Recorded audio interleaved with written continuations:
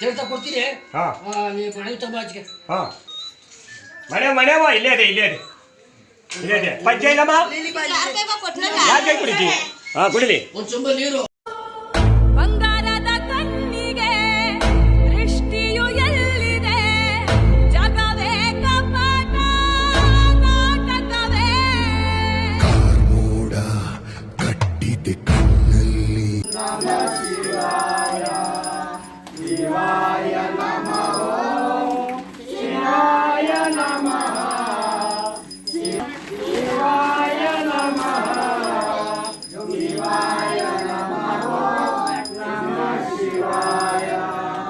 ಶಿವಾಯ ನಮಃ